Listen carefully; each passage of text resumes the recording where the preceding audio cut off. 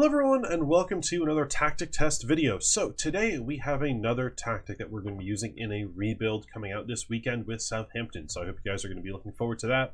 But I figured with that tactic testing the rebuild over 5 years, we might test it over one season to see how it works with a few different levels of each team, so you guys have an understanding of which ones work well, where it doesn't, and what kind of key things you need for the tactic to work in this system. So it is a 4-2-3-1 Gegenpress. And it is going to be looking to play quite narrow and be very, very aggressive, scoring a high amount of goals, getting a high level of XG, and looking to outscore your opponents more than anything else on the pitch. So I hope you guys are excited. I hope you guys are looking forward to it. And we're going to get into the tactical board analysis of it so far.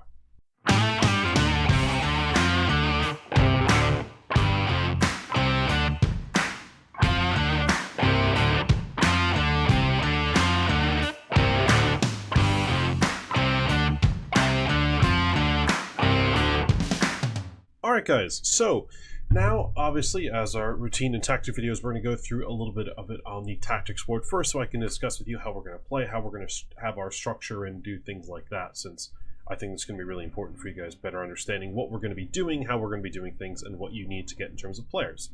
So this is a Gegenpressing 4-2-3-1, similar enough to what we did last week, but this one is much more symmetrical with the opposite, with the sides left and right being identical in terms of what they do. So the only difference you have is the two center midfielders act slightly differently, but everything else is identically symmetrical. And that's kind of the point of this, is to create really nice looking passing angles and triangles and all those things like that. So the way we are going to be playing is mainly looking to do short passing.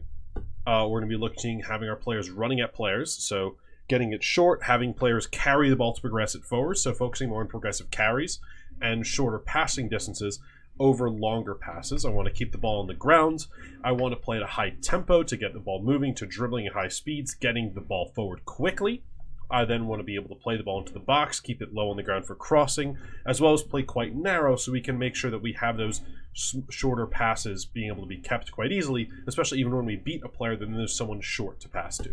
So those are just some of the basic things that I want to do. We also want to be looking to play out of the back and maintaining that shape as well. So first thing we want to start off with, I think, is probably going to be how we're going to look to build out, which is obviously going to be a pretty important thing for this tactic. So we're probably going to have, it's hopefully going to look like this in the build out. Again, I can't really do this in FM, which bothers the hell out of me, because I would love to be able to control the build out a little better, because I'd love to build out in a 4-3-3, even though it's 4-2-3-1, it would benefit us. So in essence, what our build up is going to probably look more like this, in all honesty, but that's in essence what it's going to look like. So we're going to be narrow, so when we get the ball, I want us to have kind of this shape to us. What we want to have happen is we're going to get the ball to one of these two center backs. Their options are going to be, one moment, let's get a red line, shall we? Their options that we want to see right away are pass here, pass here, pass here, and pass here.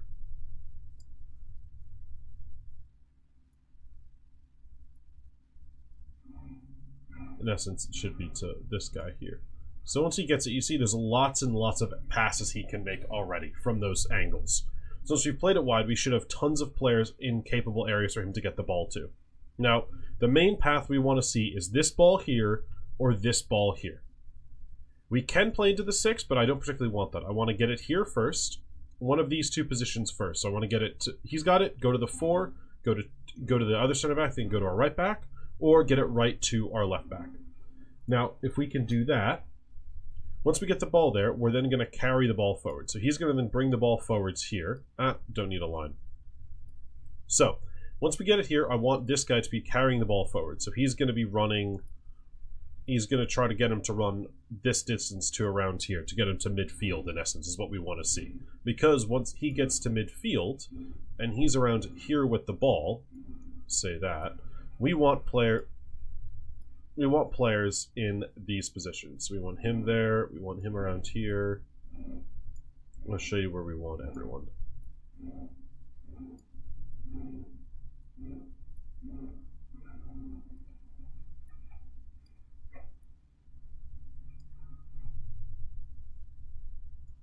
So we want people around here. Obviously, the ball winner is going to be trying to get into these spaces. So who's going to be in the middle to make playmakers here. So he hopefully is going to get the ball in this area. Now we're in the attacking phase. That's how I want to get forward, get it to the wing back, and they're going to bring it forwards. Or they can play it down the line, and this guy can get it as well. But I mainly want to get it out wide to those guys so they can get it wide. And carry it wide because we're going to be narrow. So hopefully they're going to pinch in, meaning we have more space out wide. Now, once he gets the ball, these are the areas that I want to really look for us to play in. So from here, we have passes in here, and then we obviously have the pass inside to either of these two players here. Now, that's fine. The main one I want is into this guy here. So then he can get the ball here. And now he has options. He can drive to the line, he can drive along the top of us, or he can drive inside. So those are his options. He'll also have the player here pulling an overlap as well. So he has this guy overlapping on the outside of him, which is nice. So he has the option to pass it there. So he can pass here. He's also going to have the pass inside to the 10. He's going to be able to slide it inside to the 9. He could also hopefully go even across the box to our opposite sided winger, who would hopefully be making a run kind of similar to this into the box as well. So this is the thing we want to look for. Once he's got it, he's got options here. And on top of that, he's even got a pass back to the 6, or he's got a pass to the guy back here. Again, we want these options. We want this ability to create and do things in this final third. Now, the 10's role, obviously, in this is going to be to get forwards and vacate the spaces. So he's going to be making runs like, let's just clear this up for a bit. So when he's got the ball here, this guy's going to be making runs in behind like the 9. So we have two guys pushing really high, which should, in hoping, occupy opposition center backs. So if they've got a back 4, excuse the numbers. I know it. I'll just do it.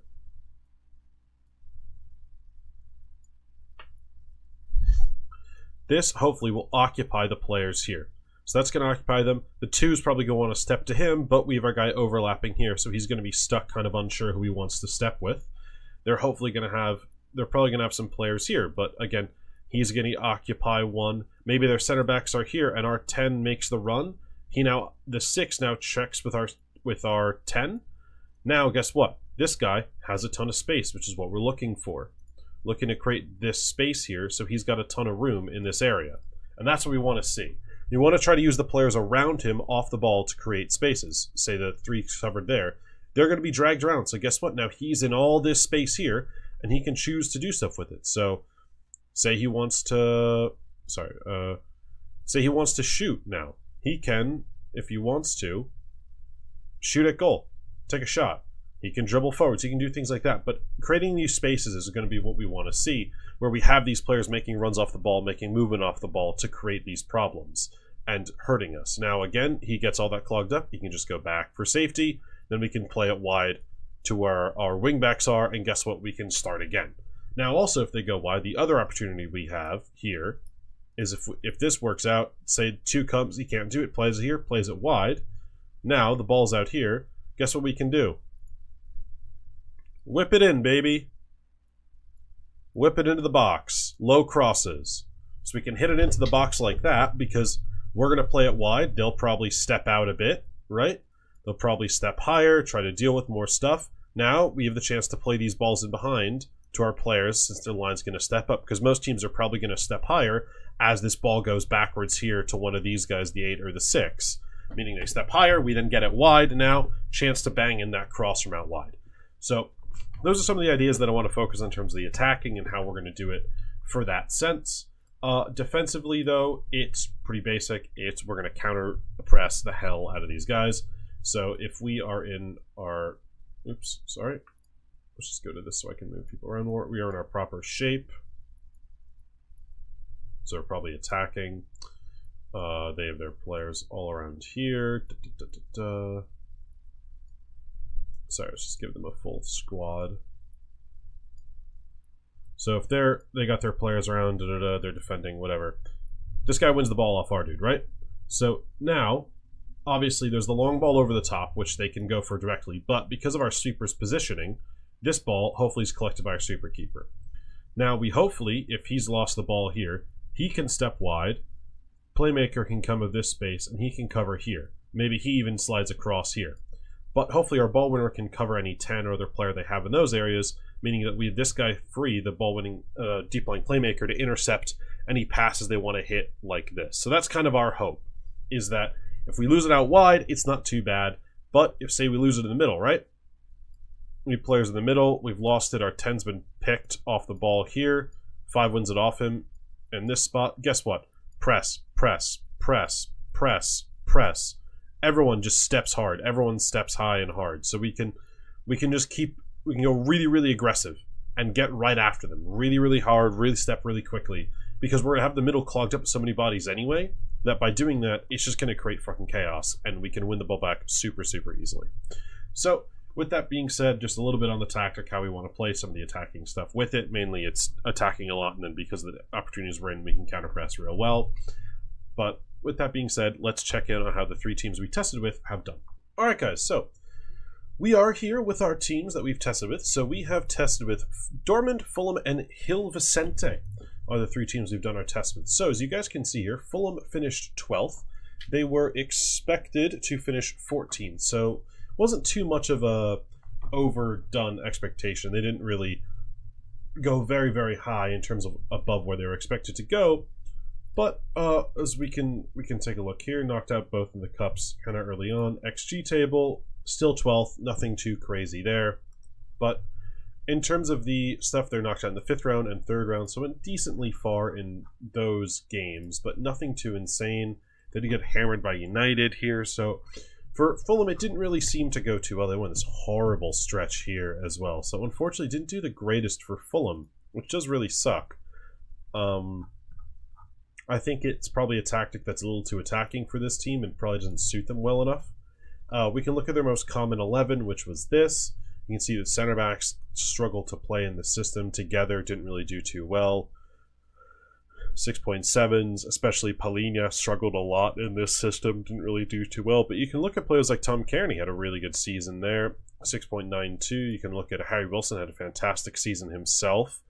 Here, Adama Traore as well, played really, really well throughout the season, especially on the left. Had a really good season on top of that with a lot of appearances. Someone like Iwobi also played really, really well. Rodak and the few appearances he made. And Issa Diop did quite well as too. So there's a few players for sure that really did make a big difference in terms of where they played. In the middle, he played Iwobi played there. Ballatore did all right too. So there's a few players that definitely did quite well, but it seems to not really have worked too well. Oh, Harrison Reed, also amazing season for him. But unfortunately didn't really work too well overall for these guys. Didn't do too amazing in terms of that stuff. I mean, if we want to look and see a little bit of the data hub, they were poor in the air.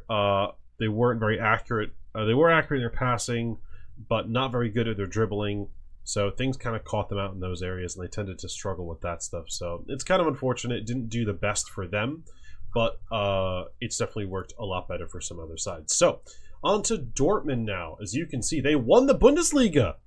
How about that? Dortmund won the Bundesliga.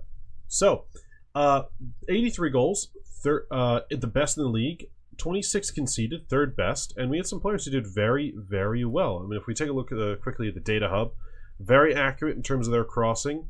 Lots of crosses, very accurate with those crosses being put in. In terms of the passes, they didn't pass as much as we are, again, being very high tempo, very quick to get forwards, but they're very accurate with their passing, which was good to see. On top of that, they're good in the air, but movement, really, really good. Lots of dribbles, really reliable in that dribbling, which is fantastic to see. They didn't lose it as much as they lost a little more some other teams, but lots and lots of dribbles, which is really good to see. So it really worked quite well for this system and this team. Now, if we look here, they got knocked out in the quarterfinals of the Europa League by Celtic. They did get knocked out of the groups with Milan and Benfica. And they lost in the second round to Mainz, which is kind of unfortunate. But they did go through and win the league, which is really good to see. We can look at some of the results they had. Aris Limassol lost to Benfica. They did beat Milan. They did lose to Benfica pretty badly. They went on an amazing run to start the season, hammering some teams in that run, barely conceding a goal. They did beat Leipzig 6-0 at one point, which is pretty crazy to think. They beat Hoffenheim 6-0, Wolfsburg 4-0, Bochum 5-0, Darmstadt 3-0, Eintracht Frankfurt 4-2. They hammered Augsburg 7-1, Darmstadt 6-0. So as you can see, they definitely for them, they really were able to score lots and lots of goals, and really worked well for them in terms of how the team played. Actually, if we go back to here, it'll say so. XG of 74.6, which is really good. Nearly over 2 XG a game, which is insane to consider. So they did really well in those departments. I mean, if you guys even look here in the possession lost, the times they lost possession, it's on the attacking half. We're not losing it anywhere but lower down the field. Aggressive and clinical, high non-penalty XG, high scoring, aggressive shooting, high quality. So you can see here it's worked really well for Dortmund. So it's clear that you definitely need a team that can dribble a lot more. One that dribbles a lot, high dribblers. I mean, if we look at some of the players here, high dribbling there, high dribbling here, high dribbling here. I mean, the Wolf, I'm assuming Rainerson. Decent dribbling there, decent dribbling there. But it's for sure players like this in the front. If you can have them and they're good at dribbling and stuff. Even Amecha is good at dribbling as well. So you have players like that can dribble a lot, and I'm assuming Aller might be decent, but he's a really good finisher. So it's pretty clear that if you guys have really good dribblers, they're really great on the ball, can do a lot, it makes a real big difference. But again, though, the guys that are scoring the most, these few here, right wing, left wing, and the striker are the guys that are going to get you the most goals. So those are the most important to have really good dribblers and really good finishing in them, because they're going to do a lot for you in those roles there. Dortmund doing really well. I wouldn't say exceeding expectations, as they were expected to finish second, but still succeeded, did finish first, and that's a big achievement, especially over Bayern. Now we have Gil Vicente, and my fucking god, did we smash it with Gil Vicente in this one. Third for the team here, finishing in the Europa League spots. The Europa League spots here, disrupting the big boys. Vicente were actually expected to finish in 11th place. So all the way down here in 11th, and we got them up into 3rd. The 3rd best scored, the 8th in terms of 8th worst in terms of allowed. Not the greatest in terms of that. We can look at this, knocked out in the 2nd phase, knocked out in the 6th round. So still kind of a little earlier on, but knocked out by Sporting there, which does suck. And then this, I don't actually think I was here in time for this. So I think that was the computer. I don't think that was actually me when I set up this stuff, so I'm not sure. I wouldn't count this in terms of the tactic. I don't think I had any say in that one. I think I came in here. But really well done. I mean, you can see some big... We did lose to Benfica here. We beat Braga 4-2. Did lose to Porto, though. Beat Rio Ave, which is good. But just looking around, I mean, look at this stretch they went on here. Absolutely amazing in this stretch. Hammering teams. Beat Sporting 4-1. Beat Victoria de Garmas 3-0 as well in that stretch. Lost to Porto here. Beat Braga. Drew with Porto. Beat Braga. Drew with Benfica. So as you can see, drew with Sporting here as well. So beat Garmas again. So you can really see they really did quite well in a lot of these games. And were able to compete with the big boys at several occasions, which is really good to see. As again, I believe though it's the same guys in terms of if we look at the most goals, it's the striker. Actually, surprisingly, it is our player here, and then our attacking mid on the right scoring a lot. Another striker, and then our other attacking players. But here's a bit of an anomaly in Pedro Tiba, who primarily played in the midfield. So he was in the center midfield, playing as the deep laying playmaker, I'm assuming. Yep, dealing playmaker, a bit as a ball winner as well, but the man scored 14 goals and 10 assists, so incredible from him. Really good job, especially as we can see at high XG and high XA as well, so did fantastic in that role. Shoots from distance, that's probably why. So he was willing to take shots and do a lot of stuff like that, so that made a big one there. Now, if we look at the data hub, we can see the team was poor in the air, but really good dribbling again. So it's pretty clear this tactic benefits teams that are really good at dribbling, really good at winning those 1v1s, doing great in that scenario. Again, you can also see 78.8 XG for these guys, 72 points, and supposed to finish 3rd, so it's where they're supposed to finish. You can see, again, the 1.9 XG per game. It's a high scoring tactic. The goal of this is you're going to win by being attacking, by being aggressive and scoring goals. It's not going to be defense first. Fewer passes and accurate, that's fine. That's what we're looking for. You want better crossing, but again, they were part of the way there with, like, you see Fulham kind of struggle with it. Dortmund were the top kind of class of how we want this to work. And these guys are that kind of next level of where it would be good as well. So, oops, I meant to say attacking. If we look at attacking again, though, high scoring and clinical, aggressive and clinical shooting. Where are we losing the ball? In those final third areas. Really nothing in our own half here. Barely anything in our own third. High scoring and hard, good defending, aggressive shooting, clinical shooting. You can see makes such a big difference. The crossing struggling there. And we can see the crossing struggling, but again, goals per game, way more than that stuff. Oh, what is it? There we go. Fouls against, fouling the hell of us. We had tons of set piece opportunities. Tons of dribbles per game. We had 18 dribbles per game. For God's sakes, that's ridiculous. Tons of shots, tons of high non-penalty expected goals per game. So it's one of those things where, like, you can see the high dribblers, this tactic benefits off really, really good dribblers. Guys that can get forward, elite at dribbling and taking people on. And then on top of that, if you can then have clinical finisher up top, I mean, we can take a look. You can really excel using this tactic. So, like, what's his finishing here? Got 15 finishing. What are the wingers at? 15 dribbling. Come on, come on. 13 dribbling, but really good at crossing. I mean, what's this guy's?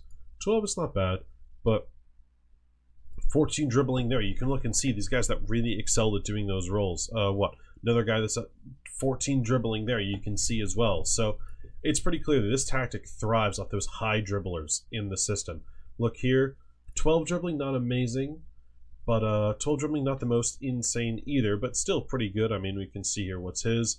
10 dribbling, so not the best, but actually we have one more here.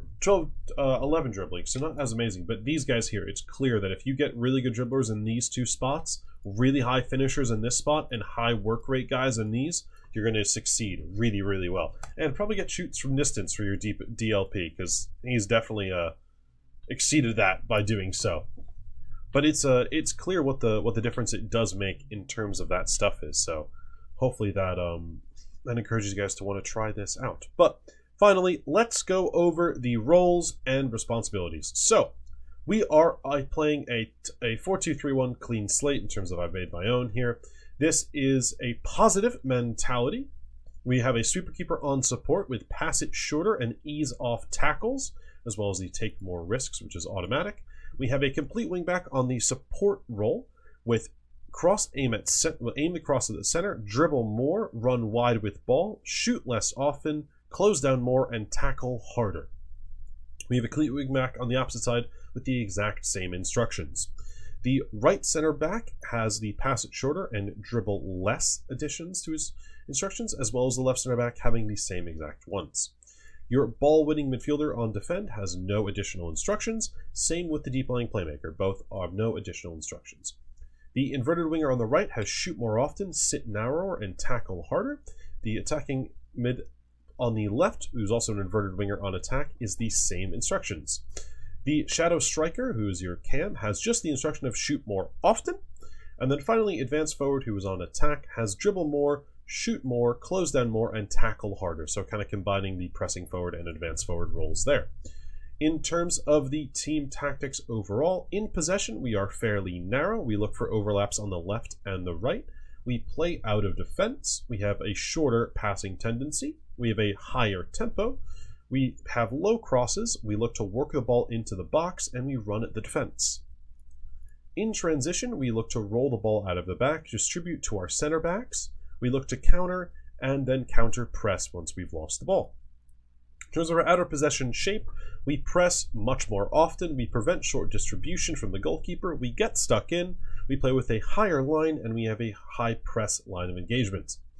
So, I hope you guys did enjoy the little video on today's tactic. I think it's worked exceptionally well for myself in the rebuild recently done on Southampton, which is coming out this weekend. So I hope you guys are excited to see how that's worked for us over the 5 seasons, and you guys are really excited for that 5th season where there is some amazing success that comes from this team and this tactic. So if you want to see it in action, be sure to check in again on Sunday where we have that coming out, and you guys can see what it's done over 5 years with a team like Southampton going through the Premier League. But besides that, I hope you guys did enjoy. If you want to see more tactics, be sure to follow along at the description below or at the end of this video where you'll have links to my Steam, which has all of this stuff downloadable via the workshop, my Discord where I have my own section to request tactics and other things like that, as well as tactics that I've made on my own that you can just download for your own fun.